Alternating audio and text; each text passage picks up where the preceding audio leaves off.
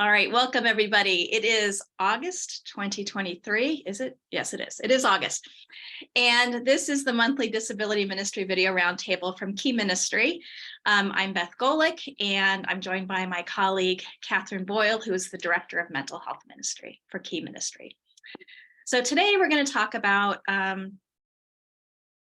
finding support in disability ministry. As disability ministry leaders, there may be times, and maybe now is one of them, where you feel kind of overwhelmed or lonely or undersupported. I know many of you have a lot going on.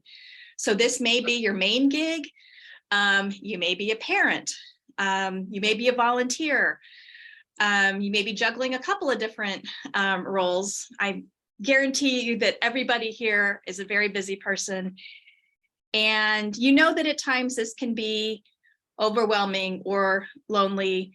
Luckily, we have each other, which is one of the things that we'll talk about. But so we don't really have an agenda for today.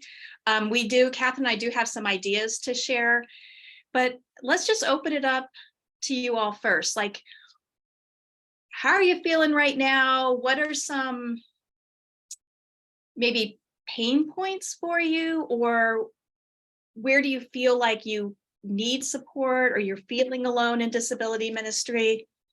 Please feel free to unmute and share what's going on. And I'll give you a moment or two. Yay, Barb. And I'm so glad you're here, because Barb is like, she has so many good ideas on this. I do have a good idea on this. So I gotta say, I do not feel alone in disability ministry. I actually find this community to be one of the most loving, genuinely good, like you want these people on your teams of communities I've ever seen. And I feel supported all the time from all you guys, from other ministries. And what I would tell people, if you're feeling alone, what has helped me is, I think sometimes we sit in silence for too long, and then we finally maybe reach out when we're already feeling down. But if instead you take a proactive approach and start noticing what other people are doing that's awesome, and then reaching out to them to encourage them instead of waiting for someone to encourage you, that's how those relationships are formed. And then you're not desperate and alone. Then when your dark day comes, you have 10 people to call. I mean, I'm super blessed and thankful for the friendships I have made in this community, for all you peeps. It has been amazing. Well, and we are very grateful for you. And Barb is such a good example of someone who continuously kind of pours in to this group. And so how wonderful that we are blessing her by being her support system too. So yay. All right, I'm going to read something from the chat, and this is, we have a new child who cannot have anyone come in their bubble, and their bubble is very big. Have not had to deal with this before. Helpful hints. So this is coming, so somebody is feeling kind of overwhelmed in this particular situation. How can we support this ministry leader? I'll read it one more time. We have a new child who cannot have anyone come in their bubble, and their bubble is very big. Have not had to deal with this before. Helpful hints.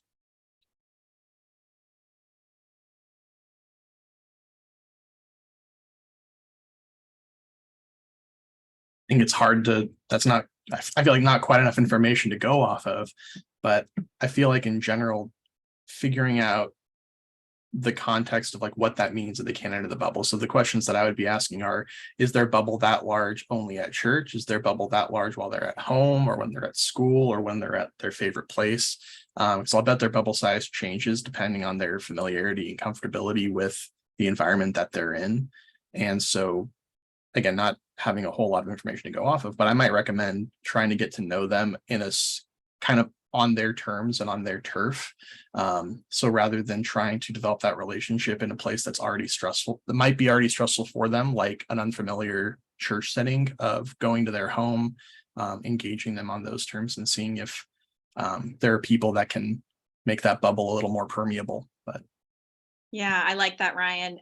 Thank you. And I feel like this is an example of, like sometimes we are feeling alone, like, okay, I have to figure this out all by myself. This might be the type of situation where you do talk to the parents or caregivers, or even ask for permission to talk to maybe teachers in their school environment, so that you're not kind of figuring this out alone. And how wonderful would it be for this child if whatever the rules or the words or the visuals, whatever it is that helps them in their school setting, for instance, that they're hopefully also doing in their home setting, like how wonderful could it be if you could incorporate those in the church setting?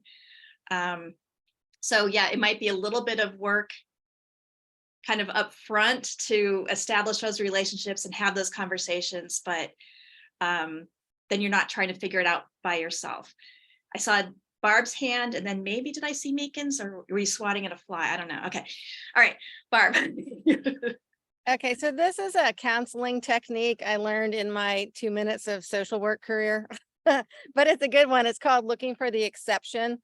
And when you have a situation you don't know how to fix, try to notice a time that it's a little bit better, like the exception, like maybe one day they let people in more, or even it's just a small improvement. And then you analyze what was the difference. And that a lot of times will give you a clue as to places where you can build from. I like that a lot. So tell me, that was the exception, analyze the exception. I forget the official name, but basically it means you're looking for the exception. So like when you're talking to someone and they always run into the same problem, like you say, oh, I can't do public speaking. And then you say like, well, has there ever been a time when public speaking was easier for you? And a lot of times people say, well, there was this one time. And then you ask what the difference was, and that gives you a clue as to how to build from it. So in a situation like this, where you're observing every week he has this giant bubble, think back or notice, has there ever been a time where that bubble was smaller than normal? And what was the difference? And what were those differences? Because that will give you a place to start with asking questions to all these people you're talking about, the parents, the school. Ask these questions, or try incorporating more of those things slowly and see if it keeps getting better. Yeah, I love that. And you're getting love in the chat for that one, Barb. Thank you. You're welcome, OSU Social Work Department. Yay. All right. Any other, and feel free to use the chat if you don't want to, be on the recording, but any other background info on that one, or any other advice on that one? And then if not, we can move on to another situation or comment or question.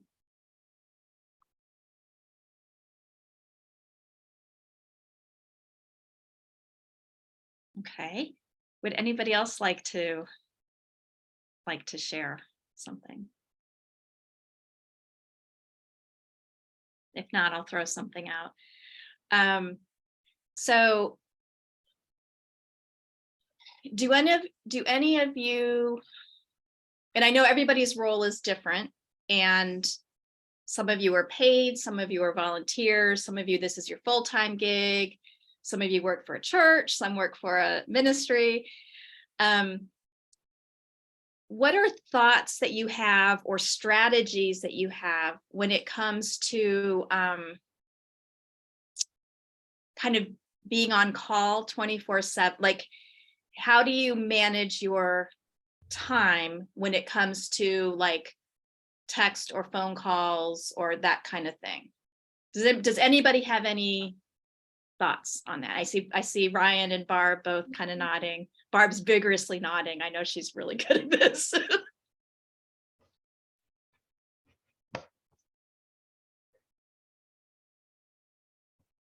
Yes, Meekins, Julie. I would say that for me personally, I set kind of a rhythm for my day. And so it's not necessarily associated with a particular time, but it's a rhythm of my day. So there are certain things that I do when I first get up in the morning and to start getting ready for my day. And then you move into that pattern of rhythm that I have developed. And because they are the priorities, I'm setting forth the priorities. And there's always going to be family, there's always going to be, and in fact, I was heavy on family this morning, but there's always going to be people that need you or think they urgently need you right that second. And so I think what I've learned to do is just kind of put out the fire quickly and just say, hey, I'm working on something. Is this an emergency?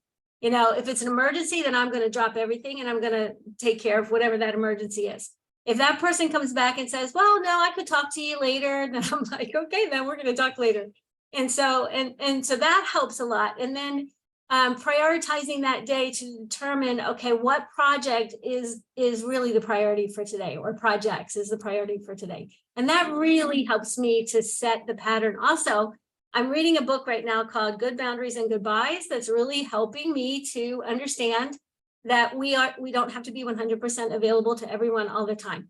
And it's a really important lesson to learn, or you're going to go crazy and not be very, very good. You know, you're not going to be very good. Yeah, I think that's kind of where I was like hinting at. I think like establishing relationships with your like whoever it is that is your, like who you serve, let's say you're working in a church, and so you have this relationship with families, and it's wonderful, like if we are close enough that we can, you know, we communicate by text, but texting is more, in my opinion, more like immediate, like more obtrusive, more urgent than email, whether it is or not. But it's almost like you have to see it before you would see email. I mean, I get them on my watch, so like I they come at me, and so one of the things for me to set boundaries is like my text notifications are turned off at a certain time of night until the morning, because I do have people that will occasionally text me when it's convenient for them, which I get, but it's like really late at night for me. And then I'm worrying about their situation or whatever. Barb. Okay, so I learned this one the hard way. So when I used to work for my church in a different role, I worked with all the volunteers. And so volunteers will text you when they're off of work, which is also when I was supposed to be off of work. Mhm. And I would answer it all the time. I didn't set those boundaries, and I burned out. It caused problems in my marriage. And I'm not in that role anymore. That's not a coincidence. And so what I learned from that was, when we're talking about our mission and what our number one goals are, our number one goal is that we make what we do sustainable. Because if we don't set up a system that we can sustain, then we will burn out and leave, and then nothing's happening. So now I have set those boundaries, that if it can wait, then it waits, and I don't feel like I'm doing anyone a disservice, because I know in the long run, unless they're actually having an actual emergency, it's better for the people we serve that we have a healthy boundaries for them. It's better for them too. Agree. Thank you. That's a good one. Yeah, Ryan. I was talking to a former pastor who told me, he's like, I think pastoral hours should be understood to be between 2 p.m. and 10 p.m. Because that's when everything happens. All the things earlier in the day, it's like everybody else doesn't have crises then, you're not getting calls then, it's all afterwards. But for me, like I liked the way that Julie talked about the rhythms and stuff, and I'm blanking on where I heard this, but it stuck with me for a long time, of the difference between rhythms and rules. Because when you set rules, those can be harmful in some ways, but knowing that normally this is the rhythm, and sometimes the rhythm's going to change up, and then sometimes it's going to go back to the rhythm. But understanding that stepping into a ministry role, I am exposing myself to having my hours kind of move around more, and having more intense phone calls later at night sometimes, and just acknowledging that that's going to be part of what it means. But then also knowing that there are some people who are like, if I don't answer their phone call, then they're going to text me, and then they're going to email me, then they're going to message me on Facebook, then they're going to try to like find WhatsApp video call me, and it's going to stop until I tell them, hey, I can't talk to you right now. And so there's some people where it's like, oh, I'll get to them tomorrow, and I just ignore it. And other people that I say, hey, I can't help you right now, but I'm going to contact you at this time. And just having that very clear communication, and not ghosting people. all the time was just helpful, because then they start to learn my rhythm and then they can adapt to the rhythm. So if we're out of sync and they're contacting me at times when I'm normally trying to be present with my family or sleeping or whatever else. I've just- Sleep? Yes, I think clear communication really is the key.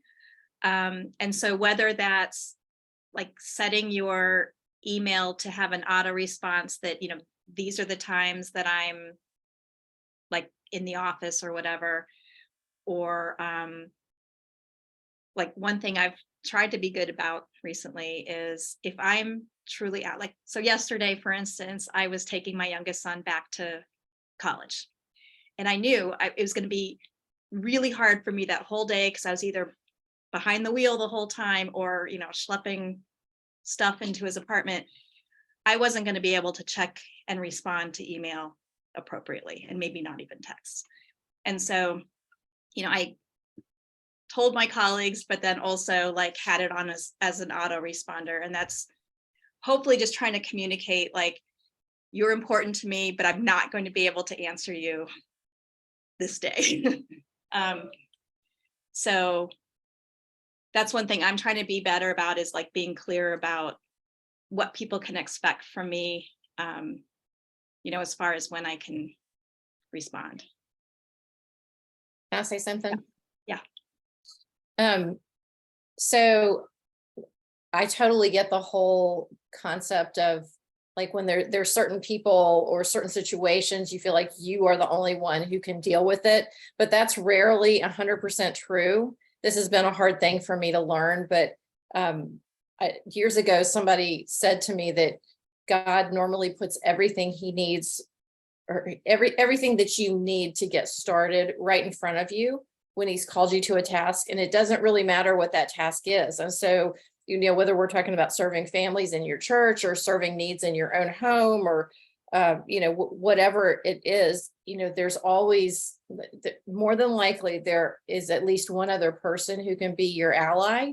And so that's the word that I keep thinking about in my head, is that I do have allies in whatever the situation is. And so that's been a really helpful thing for me to think about and also to look for when I'm in that kind of situation.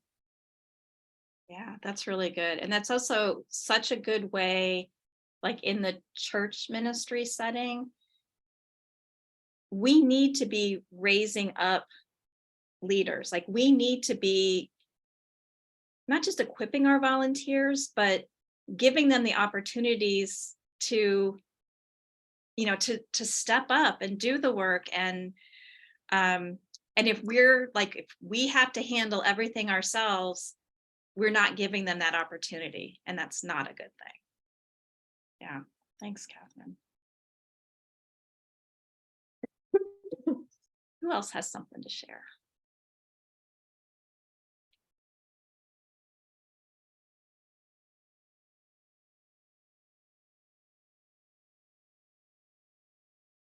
Yes, Julie. Okay, so I'm taking us down a little bit of a different track in that my biggest struggle is figuring out who I can go to for that spark, okay, I know that I have all these things that I feel like are coming from God, a vision to move forward in ministry. But who is my mentor? And and let me just say this to the young people: the older you get, the less, we are the old people.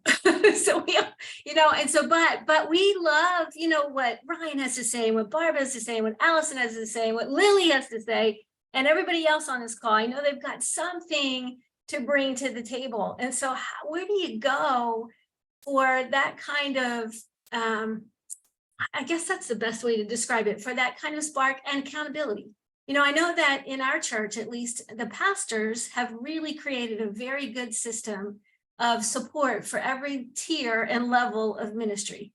And I really appreciate that. So I know that, there are resources out there. I'm just trying to figure out, how do you find them and where are they? And how do you pick which one is going to be good for what your personality is and their personality is. Anyway, so that's kind of been my newest dilemma, because I'm so excited about the possibilities and I don't want to miss getting it out there more efficiently than I know how to do and get some of that mentorship. So anybody, ideas?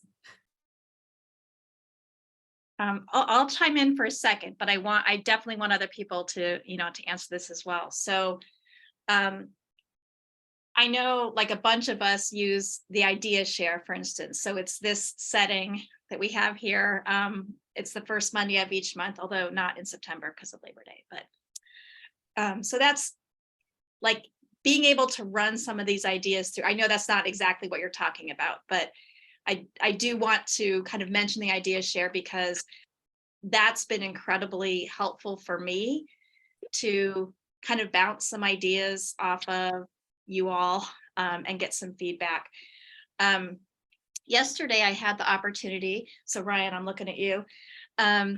So I'm in Northeast Ohio, and Johnny and friends had a little meetup of disability ministry leaders. There were just a handful of us that came. And that's something that is going to happen on a regular basis. And it's had started a couple years ago during COVID as a Zoom thing, and then people kind of got sick of Zoom. And so it's starting up as an in-person thing. It might turn into like a hybrid, like 1 month in person, 1 month Zoom, whatever. But that's something I think that could be really helpful to, any of us that maybe are feeling alone or isolated. There are people in your geographic area, and maybe getting together in person with them every once in a while. And Ryan, not to put you on the spot, but do you know, like, are there groups all over that are doing this? You want to tell us about that? Not all over, but there's, across the country, there's, I think our last count was like 36 different groups like that are meeting. Some of them are pretty large. Some of them have a handful of dedicated people. Some of them are fully online. Like I know the one in New England, they have a pretty large group, but it's people from like 6 different states. So if you're looking for a group like that, feel free to email me and I can check if there's one in that area. And if not, I bet he'd like to help you start one. That as well. Yes. Barb. I was going to say, what has worked for me is I look for who's successful in what I want to do. So sometimes that means I'm just doing internet research, and then I reach out to people all the time, just cold call or cold email. And I tell them the why, what I want, the why I'm doing it, and why I think they would be someone who could teach me. And I ask if they'll talk to me, and you will be shocked at how many times people are all over it, because it feels good to help other people be successful. I also look for people in my own personal life that I already have personal relationships with that are successful in their field. And I see what part of what they do can I learn. So I have several mentors who I call on all the time, who are not in disability ministry, but because of them, we have gotten as far as we go. Like today, if you look at my Facebook, you will see we announced the grant. And the 2 at the end there, I said thank you to, is my friend Laura, she's not even a Christian, but she is does entrepreneurship, and from the beginning she has been one of our mentors in how to do entrepreneurship. And my friend Brad, he's my friend, but he was my pastor and my boss. He's in ministry, but he's not in disability ministry. But when I'm writing a grant proposal or I'm starting an initiative, that's who I call.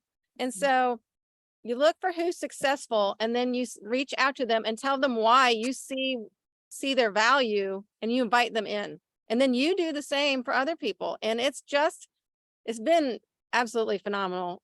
And I just love it. You should do it. Julie, is that helpful? Like, can you think? Yeah, I love the permission. Tom and I have a problem, and that is we don't want to impose on anybody. And so we have to beat each other up and say, it's okay to ask for that help. It's okay to go to people. And I love what you said, Barb, because that really it kind of gave me a little charge, that fire in my belly to think, oh, who are those people? Let's go find them. And if Barb can do it, and do it, and you are one of the most successful people I know, then I'm thinking, okay, then we're just gonna swallow whatever it is that causes us to not want to impose on people and move it forward. So thank you for that. Yeah, Well, just, and I, oh, sorry, go ahead, Tom. I just wanted to say, before COVID, we had a steering committee, and we invited some people to be part of a group that would just listen to some of our ideas. And surprisingly, many of them came. So that's, and then I'm right now, as you're talking, looking around the church, we have a number of successful people that come out to church that we know. So that those are great ideas, just to email or yeah, right now I'm thinking of someone that could help Amy out, something that we could do. Yeah, and I just want to encourage you in this too. Especially if you're doing cold calling or you're doing cold emails, you're going to get people who ignore it. And you're going to get people that say no. Do not be discouraged by that. You just keep doing it until someone says yes. And then you'll know once you connect with them, do I actually personally connect with this person or not? And then it will organically go from there. So we're going to pick up some of Barb's tenacity Good and just advice. run forward with that. Thank you, Barb. You're Yes. welcome. Be like Can I Barb. say something here? Yeah. So, a lot of, for those of you who work in standalone ministries, not churches, but maybe even churches, I don't know. But lots of business organizations have, are managed by a board, but a lot of business organizations also have an advisory board. And those are typically people who are not affiliated with the organization in any way, but they have, a depth of experience or a skill set that maybe isn't necessarily found within their organization. And those kinds of people, who have success in, a very different kind of organization or kind of work that you are doing can be incredibly insightful in helping you see things from a different perspective, give you fresh ideas.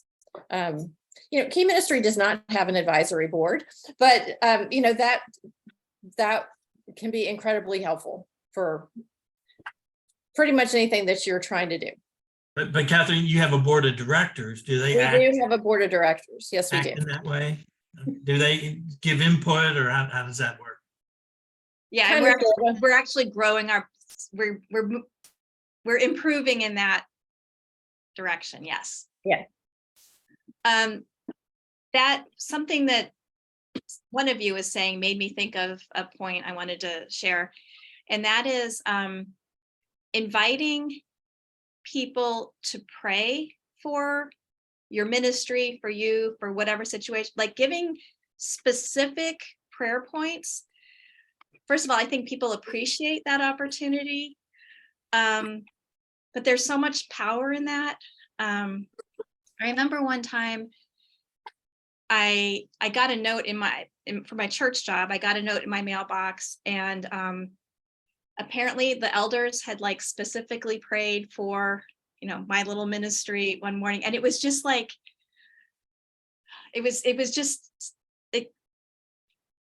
it's really cool. But unless you invite people, they may not think to do it. So does anybody have any experience where you're doing that on a regular basis? I mean, Catherine, maybe you could speak about the prayer team, the Key Ministry prayer team. This is something.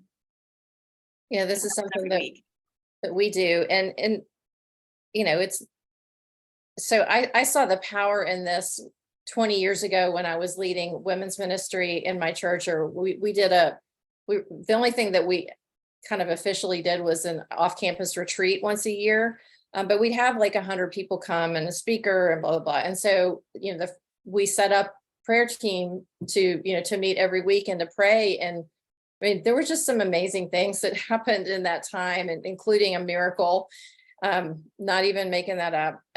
But so when I joined Key, we didn't have, we had people that prayed for the ministry, I'm sure, but we didn't have this regular dedicated time. And so since 2020, say mid 2020, we've had this team of 4 people that meet every Wednesday morning to pray over things. So like if you guys have a need in your lives, you know, we're blessed and honored to pray for that. I have prayed for some things that some of you have shared, you know, with us confidentially. But yeah, I mean, we keep that going every single week. And I mean, you know, the scripture says that, you know, that this is a vital aspect of our walk with Christ. And so I am confident that even if we don't necessarily see, you know, an immediate result in a prayer request, that something very important is happening in the spiritual realm. And so for that reason, you know, as long as I'm here, we're going to continue to do this every single week. And I'm happy to share any, you know, any insights or recommendations, if you will, on how to arrange that and keep it going. Thank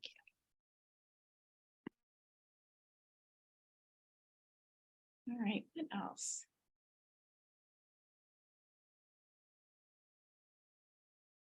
Does anybody else have any other like time management tips they want to share? Because I think that can be part of like feeling alone or feeling overwhelmed. Anybody? It's not exactly time management, but one of the exercises that I've started doing with a lot of the church leaders that I'm meeting with that are feeling like I don't even know how to ask for help. Like I got so much going on, it's wall to wall. I'm the only one capable of doing it. It's kind of a phrase that I hear a lot. And I have them write out a list of every single thing that they do. And then they give me the sheet, and I have 3 highlighters that I use, and I start highlighting different groupings of activities. Like this is all administrative stuff, this is graphic design stuff, this is relationship based, like, and finding clusters of activities and saying, okay, now you know like the skill sets that you're looking to get help in, and you can recruit people that don't know anything about disability to help you with admin stuff. You can get somebody who, you know, can hop on Photoshop and make this flyer for you. Now you know how to ask for help. And that's helped, I think, manage people's time more, where it just feels like this amorphous blob of stuff that you do. And then once you start laying it out on the table, you can sort it, and then you even know how to ask for help, and you can invite other people into it. And I think that undoes a lot of that feeling of loneliness, where it's like, no one's helping me, but I'm not asking for help because I don't know how to help. So now you have to like sort it out and figure out what I even need to ask help for. And that's been really helpful for people. I love that. And I love the colors. I love everything you said. It's great.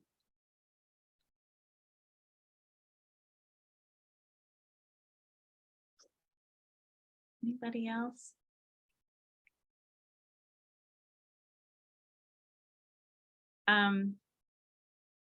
Catherine, I know we have a couple like tips to share, and I think we've covered some of them, but do you want to go through? Allison raised her hand for a second. Oh, I missed it. Hey, Allison. Hey there. Sorry, I'm having a few technical difficulties. So if I suddenly die, it's because my computer's not holding charge. So I'll speak quick. No. I was going to mention 2 things. One was going back to a little bit of that having allies. So I've just been away on vacation, and it's interesting because, you know, a couple of things went wrong, and I was tempted to get back on the email and try and fix it from where I was, but I kind of took a deep breath, stood back. And it is interesting who will step up, and just watching different people then take responsibility and really feel empowered, especially some of my volunteers who I know, like the Meekins, I may have felt a little bit like, oh, I'm putting on them, I shouldn't be asking, it's too much for them. And then suddenly they're all like, they've sorted it all out and they've helped each other out. But also in a situation where it kind of blew up in my absence, probably to the better, because actually it's now more people are involved and more people want to help with it, rather than me just trying to figure it all out behind the scenes and not make it blow up. So that was one tip. But the other one is also, I think it's taken me a few years to realize that most people know this, but the summer is obviously particularly difficult for our families because it's lack of routines. They may not be going away, nobody else is going away, or they try and go away and it's not necessarily a success for their family. But I think also giving myself a bit of grace for some of the planning at the end of August and the beginning of September. I come in, get great ideas, or I think this is going to work. And usually by about the third week, it's all a little bit chaotic and not everything is working at all. But to be okay with that and to share that with the other ministry leaders, that this is progress, we're going to get there, but it is going to be pretty disastrous for a couple of weeks, but it's okay, because that's also the kids getting back into the new routines or maybe transitioning into another classroom. And I have taken all sorts of advice from all of you for all sorts of things like visual schedules, profiles, etc., which can help definitely with the process. But I think it's also giving yourself a bit of grace that this is a hard time for everybody. So if things do go wrong, it's not your fault. It's not all on you as the ministry leader, but to just sort of have a little bit of preparation of, you know, a few things that might go awry. But in October, you'll look back and be like, oh, we made it. We're all where we should be. So that's just my No, 2 that's cents. so true. Like, this is one of those times of year. I mean, it's hard for families, and many of you are parents of either, you know, school age kids, or you're raising a child with a disability. Like, it's a hard time of year.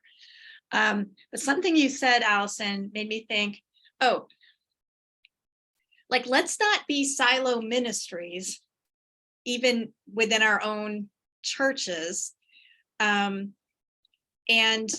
I don't know, I feel like the more we can communicate with other, you know, staff and volunteers in our own church settings, for those of you who work in churches, the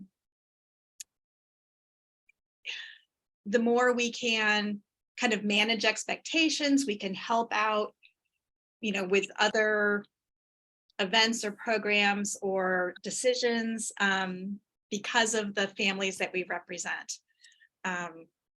Does anybody else have any thoughts on that? Like how you can better work with your other church staff? Does that resonate with anybody? Don't just show up when you need help with something. That's sometimes I think it's on senior leaders of not reaching out to do regular check-ins, but then the only time where there's communication is when there's a crisis, and it creates that expectation of, if you see them coming down the hall or hear the click of their shoes, to brace for impact, because they're going to have a crisis of some kind. So yeah, building that relationship ahead of time before. Yeah, That's good. All right, Catherine, you want to make sure we've covered a couple of our other tips? Well, I guess, you know, one way that we often advocate is that, you know, if you are feeling alone, is to join the SNAD leaders group, the Facebook group that we admin, because there's, like, I think last I looked, there's about 2,600 ministry leaders from really across the world, but, you know, mostly within the US. And so it's just amazing to me, you know, somebody will post a question and they'll, you know, or have a dilemma, and there'll be, you know, 20 different approaches, solutions, resources offered within an hour. And so it's really a great way, you know, not quite as personal as this, but it is still a great way to start to find that community if you just don't have that within your existing church or ministry or whatever your situation is. And then sitting right above Beth's lovely head is a sign from our conference, Disability in the Church. And so, you know, we really encourage people to go to a conference, because it doesn't really matter what that conference is. If it's something that you're passionate about or super interested in, there is nothing like going and finding your tribe of people that have that same passion, interest, experience, you know, what have you. And, you know, our conference and the many great conferences that are out there for disability ministry support, you know, those absolutely are no different in that regard. So of course we want you to come to our conference every year, but we have a conferences page on our website too. And so, you know, if for some reason you just, you know, you just aren't thinking straight and you can't come to our conference, then we have a list on the conferences page of our website, and hope that you'll go to one of those. Good stuff. And we did already talk about the disability ministry video roundtables, and including the idea shared. Just in case that's new info to anybody, either on here or who's watching this recording later. if you go to keyministry.org/events, you can sign up for any of our monthly roundtables. So, yes, Julie. I want to give a SNAD support example just this week. Oh, yes. We were looking for something that we could do with our parents and our parent support group. Well, their kids are in Awana, that give them that opportunity, because sometimes they're just sitting around the church waiting for the kids to come out, you know? And so we were like, this was Tom's idea. I got to give him all the credit. His idea was, well, let's see if we can't offer something to our families who have those kids with the hidden disabilities that are in the Awana program that are really looking for some help too. So we were like, okay, how do we find this curriculum? So we just put that question out there on SNAD, and I basically I think we had found some ideas, and we wanted to get some people, you know, to let us know, is this good or not good? Or do you have familiarity with it? Do you have experience with it? And we found what we needed. So we're very excited to be able to start that curriculum next month. So, And that's awesome. I love to hear success stories. Just in case the acronym is new for anybody. So we affectionately call it SNAD, but it's a Facebook group. So it stands for Special Needs and Disability Ministry Leaders Forum. It's linked, you can Google it, but it's also linked to keyministry.org. Like, it's linked on our church resource page. You have to request to join. You have to answer 3 questions, and then you can join. And we have had, so here's a little cool tidbit for you. A few days ago, on a kids ministry Facebook group that a lot of people are in, the SNAD group, SNAD forum, was mentioned as a resource. Like, somebody had posed a question, and one of the suggestions was, oh, you should join this. Okay, we have had 50 people join in the last couple days because of that post in that KidMin group. So there's a lot of new children's ministry leaders now that are looking for support in this area. So that's pretty incredible. So, all right, everybody. Well, it was a pleasure to chat with you. I always look forward to these. I appreciate your input, your questions, and I look forward to seeing you all again soon. All right. Thanks, everybody.